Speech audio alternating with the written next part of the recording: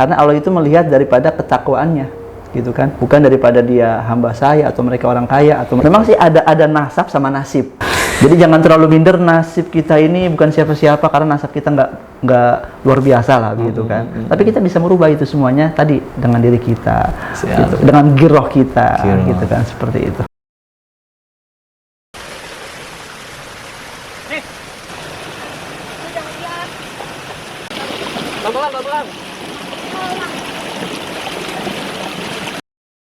Bismillahirrahmanirrahim. Assalamualaikum warahmatullahi wabarakatuh. Pagi, siang, sore, dan malam buat teman-teman sahabat Medina semua. Banyak tema yang sudah kita bicarakan di sini, tapi tema besarnya tetap tentang keluarga. Gimana kabarnya, Ustaz? Alhamdulillah baik, Mas Agung, sehat. Makan nikah. Mau ke penghulu. Mau ke penghulu, tinggal pakai PC itu yang belum. Ada yang mau nikahan. Boleh. Gini, Ustaz, apa namanya? Ketika menikah itu kan nggak ada syarat tertentu ya. Menikah atau jadi orang Muslim itu nggak ada syarat tertentu ya. Tapi kadang Allah itu kan menilai statusnya, bukan dari besarnya harta gitu, bukan dari warna kulit dan lain-lain. Yang setahu saya itu kan Allah itu menilai manusia itu karena ketakwaannya. Nah, terus kemudian ada kalau kerucutkan lebih kayak kriteria takwa itu apa aja gitu, kata Allah, Ustaz. Oh iya, kalau kita mungkin mengutip ya dari ayat Quran yang berbunyi, ya ayuhan nas inna khalaqnakum min dzakari wa untha wa ja'alnakum syu'uban wa qabaila lita'arafu inna akramakum indallahi atqakum. Artinya jadi wahai manusia, telah kami ciptakan engkau laki-laki dan perempuan, dan kami jadikan di antara mereka itu berbangsa-bangsa dan bersuku-suku supaya mereka itu bisa saling mengenal satu sama lain. Iya. Dan orang yang paling mulia di sisi Allah adalah orang-orang yang bertakwa. Artinya asbabun nuzul daripada ayat ini, ketika itu pernah di zaman Rasulullah ada seorang hamba sahaya ya, artinya mungkin orang kaya, gitu kan, yang mereka ingin dinikahkan dengan orang yang kalangan menengah ke bawah, gitu kan. Kalau dulu mungkin disebutnya hamba sahaya. Hamba sahaya kan orang yang beda atau budak. Ya, dia ingin nikah dengan seorang budak, gitu kan, seperti itu kan. Ketika dia ingin menikah dengan seorang budak, mereka nggak terima karena nggak sejajar. Mereka itu artinya orang hamba saya, orang yang kaya menikah dengan orang miskin lah. Jadi perdebatan di masa itu gitu. Akhirnya mengadu kepada Rasulullah, gitu kan, bahwa yaitu disinilah sebab daripada asbabun nuzul ayat tersebut. Artinya pernikahan mereka sah-sah saja, gitu kan. Karena karena Allah itu melihat daripada ketakwaannya, gitu kan, bukan daripada dia hamba saya atau mereka orang kaya atau mereka dari budak mereka orang miskin, enggak di situ, gitu kan. Jadi mereka itu supaya saling mengenal dengan berbangsa-bangsa, bersuku-suku seperti itu. Lita'arafu. Tapi artinya kita cari lagi sekufunya itu, gitu kan. Tapi tidak ada masalah dalam Islam itu ketika misalnya orang kaya menikah dengan orang miskin, gitu kan. Nah, inilah asbabul daripada turunnya ayat tersebut. Nah, gini, salah satunya yang jadi pertanyaan kan gini, kalau tadi bilang Allah melihat itu dari ketakwaannya, terus kriterianya, nah itu kriterianya belum disebutkan oleh Ustaz Fauzan tadi untuk menyatakan bahwa orang ini takwa, orang ini mulia di sisiku, kata kayak gitu. Artinya begini, ketika itu kan Bilal bin Rabah, salah satu orang pertama kali azan, gitu kan, itu juga ada yang nggak suka dengan Bilal ini. Kenapa orang tidak suka? Karena tadi kulitnya hitam, ya kan, orangnya mungkin tidak bagus, jelek lah, karena hitamnya itu secara fisiknya, gitu kan. Orang melihat secara fisiknya. Orang melihat secara fisiknya, zohirnya si Bilal ini hitam, gitu kan, dia nggak layak untuk azan, gitu kan. Nah, ini bagian daripada asbabun nuzul ayat tersebut, gitu kan. Nah, ketika Bilal ini azan, suaranya bagus. Ternyata bagus. Jadi artinya apa? Ketika suaranya ini bagus, orang udah nggak ngelihat lagi daripada fisiknya, yang dilihat daripada suara yang bagus itu. Dan sampai sekarang dikenang Bilal bin Rabah salah satu orang yang pertama kali mengumandangkan azan. Seperti itu. Nah, inilah makna daripada orang itu bertakwa kepada Allah. Jangan melihat secara fisiknya, jangan melihat daripada tubuh hitamnya, begitu kan. Jadi inna akramakum indallahi atqakum. Baik, kalau hari ini Ustadz, gini, hari ini gitu, contoh saya deh, saya gini, misal aku pengen dianggap mulia nih di sisi Allah nih. Kan ini penilaiannya Allah nih, bukan manusia nih gitu. Nah, itu gimana Ustadz? Ya kalau kita melihat harus ngapain aja gitu Ustadz. Kalau kita melihat dari kata-kata mutiara itu asyarafu bil adabi la bin nasabi. Jadi kemuliaan seorang itu ya karena adabnya. Karena adabnya. Bukan karena nasabnya. Bukan karena keturunannya. Kayak ini quote-nya bagus sih. Orang mulia itu bukan karena nasabnya, tapi karena adabnya. Ya, orang mulia itu karena adabnya, bukan karena nasabnya. Asyarafu bil adabi la bin nasabi. Jadi kemuliaan seorang itu karena adabnya, bukan karena nasabnya. Artinya siapapun orang itu, kalau dia beradab, dia berakhlak, itu maka akan mulia di sisi Allah. Oke. Yang dimaksud beradab berakhlak itu sesuai dengan ini kan, koridor agama ini kan. Oke. Jadi jangan terlalu kita memuja-muja nasabnya kita. Kayaknya kena tuh. Karena tadi Allah itu melihat daripada kemuliaan seorang itu dari adabnya, dari akhlaknya, begitu. Inilah Islam, ya memang seperti itu Islam. Tapi mohon maaf Ustaz, kalau kita mundur masih terjadi loh zaman, kalau kita bicarakan di zaman Rasulullah diturunkan maksudnya Rasul turun di Mekah lah katakanlah gitu, itu kan mereka bersuku-suku, dan bersuku-suku itu kemudian mereka tuh pokoknya sukuku paling paling keren lah, paling hebat, makanya dia membela mati-matian tuh. Betul, dengan sukunya masing. Itu kenapa, mohon maaf, kenapa Rasulullah terselamatkan waktu itu, karena kan dia di suku di Bani Quraisy. Kemudian ada pembesarnya kan pamannya beliau, kakeknya dan pamannya. Artinya ketika beliau masih hidup, Rasulullah kan nggak tersentuh kan sebenarnya. Nah, ketika beliau meninggal, beliau meninggal itu maksudnya orang-orang itu saudara-saudaranya meninggal baru digeser ke waktu itu waktu dibunuh segala macam. Nah itu kan artinya sekarang masih terjadi Ustaz. Artinya suku-suku itu tidak ada masalah selama tidak bertentangan dengan syariat. Tujuan suku itu kan supaya mereka itu mengenal nasab-nasabnya mereka, gitu kan. Ada sejarahnya, ada historisnya. Tapi jangan sampai mereka membanggakan kesukuan mereka sehingga akhirnya memunculkan suku-suku yang lain. Merasa lebih baik dari yang lain. Betul. Gitu. Artinya silakan saja, kita mungkin ada suku misalnya suku Quraisy, mungkin di Indonesia kan banyak suku banyak juga gitu kan. Tapi jangan sampai merasa suku itu yang paling baik. Karena tadi kebaikan seorang itu tidak bisa dilihat dari sukunya atau dari nasabnya, tapi kebaikan orang itu kan dari adabnya. Artinya entah lo orang Papua, misalnya orang Jawa, orang Betawi, orang Sunda, sama saja di sisi Allah itu. Ketika dia punya value, ketika nilai, ya artinya orang bisa melihat lah gitu. Baik. Memang sih ada nasab sama nasib. Itu beda. Ada nasab sama nasib. Hari ini aku tercerahkan ya, artinya macam-macam nasab sama nasib, beda juga. Gimana Ustaz, gimana?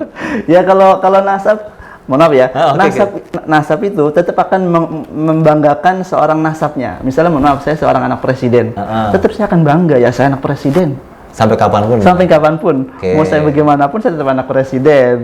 Keturunannya atau kakeknya presiden. Iya, gitu. Keturunan orang-orang yang misalnya pengusaha dan sebagainya, ada kebanggaan, akan ada kebanggaan tersendiri tetap gitu. Karena memang dia nasabnya, gitu kan. Sedangkan kalau nasib kita harus merubah. Tetap berjuang dengan kenasibannya. Tetap berjuang juga. Iya. Walaupun cucu presiden tetap berjuang. Misalnya artinya mungkin kita bukan orang lahir yang dari nasabnya yang bukan orang-orang biasa ya. Dia harus berjuang supaya bisa mendapatkan nasab yang baik. Oke. Jadi sih kayaknya sekarang ini gambarannya nyata banget loh. Misalnya tidak harus, mohon maaf ya kalau sekarang yang terjadi di tempat kita kan nggak melulu tentang nasabnya, tapi tentang mereka ternyata juga orang-orang yang nggak punya nasab dalam tanda kutip tadi bagus, dan tanda kutip ternyata bisa berjuang juga sampai jenjang paling tinggi. Betul. Dia harus berusaha untuk merubah nasibnya. Itu di agama kita juga ada kalau nggak salah. Ada. Apa sih namanya? Tidak akan merubah suatu kaum gitu kan ya? Iya. Jadi artinya seorang itu tidak akan dirubah, suatu kaum tidak akan dirubah selama dia mau merubah dirinya sendiri. Oke. Seperti itu. Baik. Kayak lucu banget. Seru banget itu. Tentang nasab tidak sama dengan nasib. Iya, begitu. Terus kemudian golongan dan lain-lain. Oke. Tapi tetap aja ya, artinya Oke, kalau kita bisa bicara masalah kemuliaan manusia di sisi Allah gitu kan, ketika diturunkannya manusia juga, ketika diturunkan manusia untuk jadi khalifah di dunia kan sudah ada bukan perdebatan, bahkan makhluk yang sebelumnya diciptakan menentang dalam tanda kutip ya Ustaz. Nah, itu gimana Ustaz? Ya, artinya memang kan kita sebagai manusia di muka bumi ini memang diciptakan untuk menjadi khalifah di muka bumi. Artinya tadi kita menjadikan kulukum ra'in wa kulukum mas'ulin an ra'iyati. Kita ini semua pemimpin dan kepemimpinan kita ini akan dipertanggungjawabkan. Gitu kan, seperti itu. Nah, jadi ketika kita diciptakan di muka bumi ini, ya kita harus bisa menjadi pemimpin bagi diri kita sendiri. Gitu kan. Nanti kita bisa memimpin diri kita sendiri, kita bisa memimpin untuk keluarga kita, untuk orang-orang sekitar kita, bertanggung jawab mungkin di kemasyarakatan, di kepengurusan dan sebagainya, itu menjadi tanggung jawab bagi kita semuanya.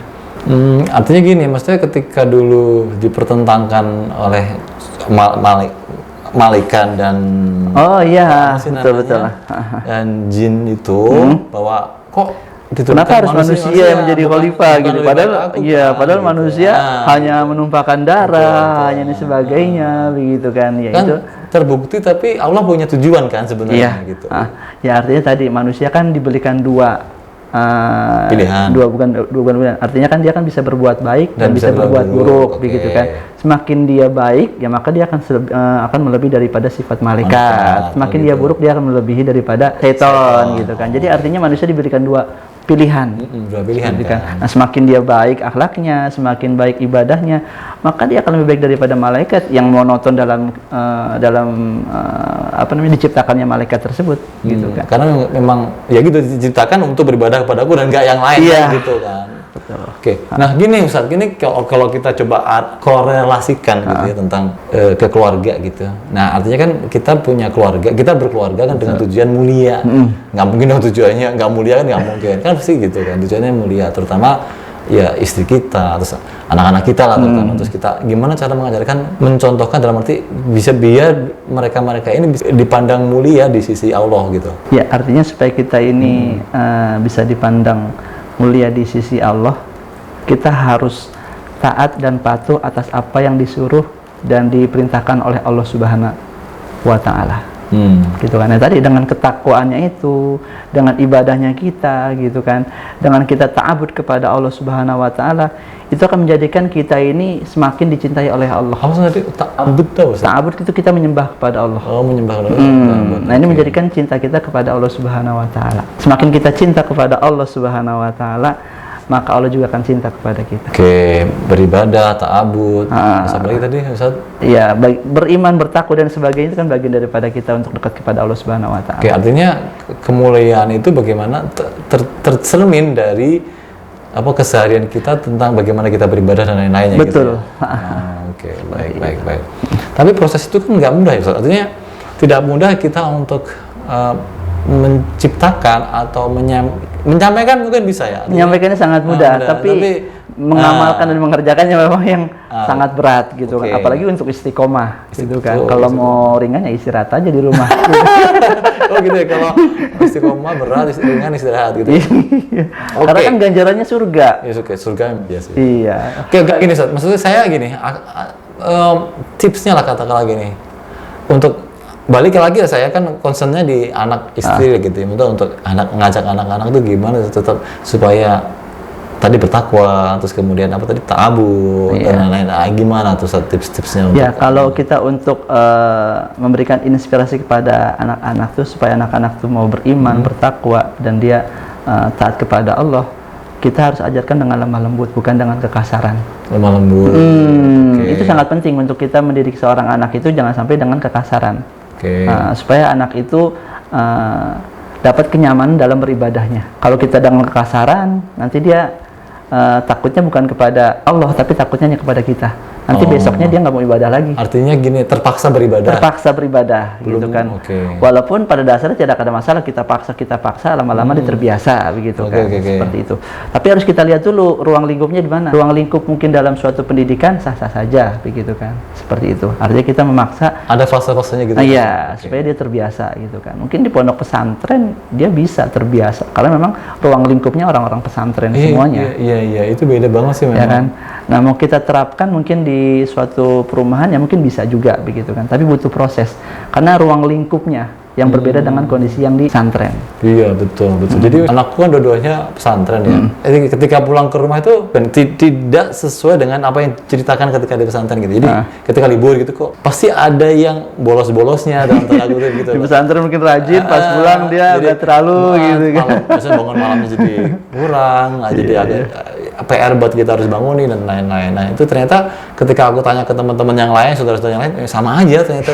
Kayaknya itu penyakitnya orang habis pesantren pulang pesantren itu kayak gitu katanya. Tapi itu memang semuanya proses. Artinya banyak yang mungkin masih SMP, SMA, ya mungkin masih fasenya dia gitu kan. Nanti kalau dia sudah usia 20 tahun, saya yakin dia akan mencari jati dirinya dia. Dan insya Allah dia akan rajin. Udah ketemu gitu akan ketemu, saya yakin gitu kan. Makanya banyak teman-teman saya mungkin ketika dia di pesantrennya itu kadang dia malas dan sebagainya. Ketika dia sudah dewasa, jadi seorang dai gitu kan, seorang ustaz, seorang ulama, rajin ngajinya, rajin ibadahnya gitu kan. Karena ada fasenya. Jadi ketika dia melihat yang sekarang gitu kan, tapi tetap menanamnya dari sekarang gitu kan. Walaupun kadang manusia itu ada rasa bosan, jenuh dan sebagainya. Itu namanya kan aliman yazdat wayangkus gitu kan. Iman itu kan kadang naik dan kadang turun. Al-iman yazdat wayangkus gitu kan. Yang penting jangan sampai hilang aja begitu kan. Naik turun. Itu bisa sama iman naik turun sama dengan kholbun yang berbolak-balik aja. Iya, bisa dibilang seperti itu. Jadi ya muqallibal qulub tsabbit qalbi ala dinik gitu kan. Ya Tuhanku, kalau yang bolak-balikan hati gitu, maka tetapkanlah agamaku gitu kan. Itu sama kayak itu kan. Sebenarnya mirip. Bisa dibilang seperti itu gitu kan. Cuman kan kolbun sama iman kan itu bagian satu dimensi ya. Artinya di dalam jiwa kita semuanya itu gitu kan. Iman dengan keyakinan kita yang mungkin tidak bisa kita lihat, kolbun juga di dalam hati kita yang tidak bisa kita lihat gitu kan. Yang tahu hanya kita dengan Allah gitu kan. Seperti itu. Kita mungkin hanya melihat fisiknya. Mungkin matanya seperti ini, hidungnya seperti ini, itu secara fisik bisa kita nilai. Tapi kalau hati kita nggak ada yang tahu. Nggak ada yang tahu. Dalamnya laut kita bisa ukur. Dalam hati manusia kita tidak ada yang tahu. Makanya itu. Oke, baik. Oh, luar biasa ini hari ini. Oke, balik lagi Ustaz. Semua orang pasti bercita-cita menjadi orang yang mulia lah di sisi Allah. Jadi kita bicara umat muslim ya. Kayaknya nggak ada lah umat muslim dalam arti aku milih neraka aja deh, aku nggak mau milih surga. Kan nggak ada, semuanya pasti milih baik lah, atau kita bisa katakanlah jadi mulia atau bertakwa di sisi Allah. Nah, tadi dibilang istiqomah berat, dibilang untuk nanamin ini ke anak-anak itu proses dan lain-lain. Nah, intinya kan ada satu hal yang harus kita bisa kita genggam tiap hari dalam arti keseharian kita yang mengingatkan kita dan lain-lain. Nah, kira-kira itu apa, Ustaz? Ya, itu kan semuanya butuh proses ya. Tidak semua yang kita harapkan itu akan dikabulkan oleh Allah, gitu kan. Kita mungkin punya hajat, punya keinginan dan sebagainya. Belum tentu Allah mengijabah dan segala apa yang kita inginkan, gitu kan. Sekelas Nabi Nuh saja, ketika dia seorang nabi, istrinya tidak patuh dan taat kepada Nabi Nuh. Bahkan sampai anaknya pun juga nggak patuh dan taat. Itu yang dakwanya kurang lebih sampai 1,5 abad, gitu kan. Kita 950 tahun, gitu kan. Seperti itu. Dan kita cuma punya waktu nggak nyampe 100 tahun. Artinya semua yang kita harapkan mungkin kita pengen diijabah, tapi Allah punya rencana lain dalam hal tersebut, gitu kan.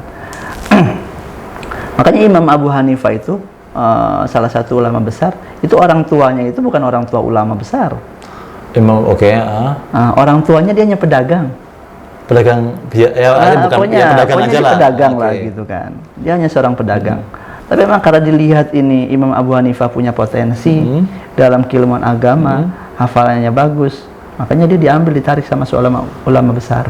Oh, diambil dalam arti ini bagus nih, aku boleh nggak nih aku didik gitu, seperti itu. Artinya dia didik dengan ulama besar, jadilah dia mufti besar, gitu kan.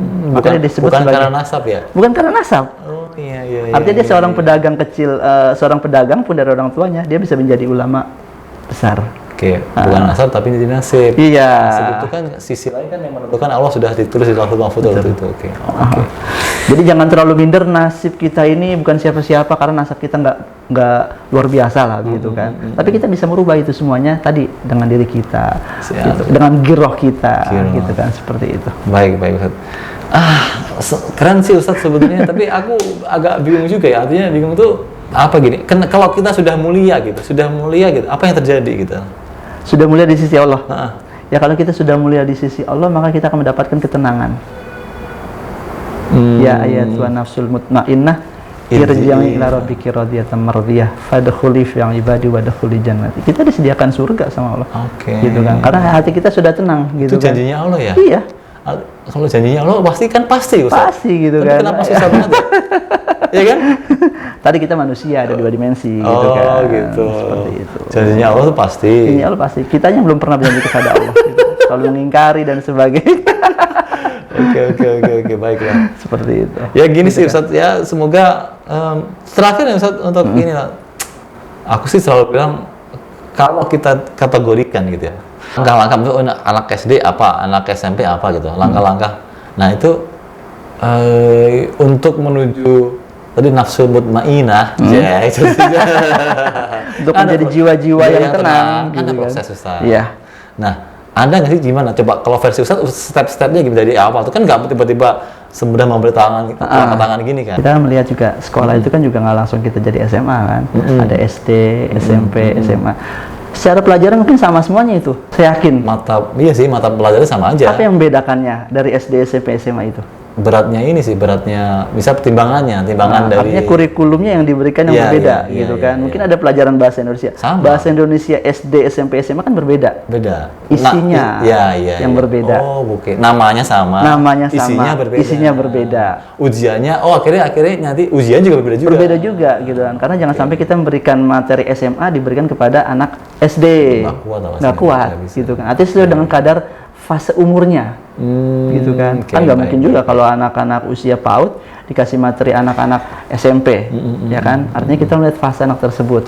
Oke, baik. Berarti artinya kalau aku coba ini ngaca ternyata berarti kalau kita intinya itu ngajak anak kita atau ngajarkan suatu anak kita itu juga harus sesuai dengan porsi atau sesuai dengan usianya gitu kan. Tidak bisa kita paksakan kamu harus seperti ayah, kan nggak bisa. Betul. Apalagi iya, ayah dulu waktu usia kamu siapa gitu kan kayak gitu. Oke, harus sesuai dengan tetap aja namanya apa sih? Kalau aku mengistilahkan gini Ustaz, tarik ulur gitu. Jadi ketika kayak main layangan itu kan kita tarik, lepas lagi supaya dia tinggi kan. Bisa seperti itu ya kan. Oke. Luar biasa sih. Semoga. Tapi ada faktor-faktor X yang mungkin di situ ada potensi ya. Kita nggak ada yang tahu. Imam Syafi'i kan usia 7 tahun sudah hafal Quran gitu kan. Oh iya. Ya kan. Mungkin itu ada anugerah Allah gitu kan. Mungkin ada doa ibu yang luar biasa, sering puasa dan sebagainya.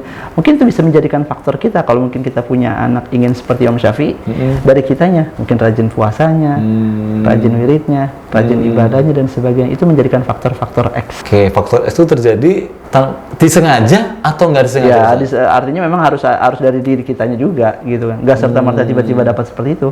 Faktor X itu tadi dari kitanya mungkin dekat dengan Allah gitu kan. Kita mau dekat dengan Allah dengan zikirnya, wiridnya, ibadahnya. Mungkin di situ ada anugerah Allah yang diberikan. Akhirnya anak itu tersebut menjadi punya potensi hafal Quran usia 7 tahun. Lalu kalau kita pikir-pikir, mampu nggak sih anak kita 7 tahun hafal Quran? Kayak nggak masuk akal. Kayak nggak masuk akal gitu kan. Usia dia loh, seharusnya usia 7 tahun tuh lagi masa-masa mainnya, lagi masa seneng-senengnya. Tapi Imam Syafi'i usia 7 tahun sudah hafal Quran, begitu kan. Itu mungkin jadi bisa bilang itu anugerah Allah. Anugerah Allah, ada potensi yang luar biasa gitu kan, seperti itu. Dan saya yakin di Indonesia ini ada orang-orang yang seperti itu yang mungkin usia-usia muda, usia 17, 15 yang sudah hafal Quran gitu kan. Tapi dia senang-senang aja, happy-happy aja, bisa bermain, bisa bermain sebagainya begitu kan. Tapi saya yakin sih itu nggak semuanya, dan paling beberapa orang. Karena itu mungkin anugerah Allah, gitu kan, seperti itu.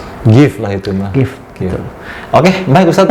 Semoga ini apa yang kita omongin menginspirasi banyak teman-teman kita, sahabat-sahabat Medina semua, bahwa sebenarnya ya apapun itu kita usahain aja gitu. Usahain aja semoga kita bukan cuma kita sendiri tapi ya minimal kita keluarga kita lah menjadi orang yang mulia di sisi Allah.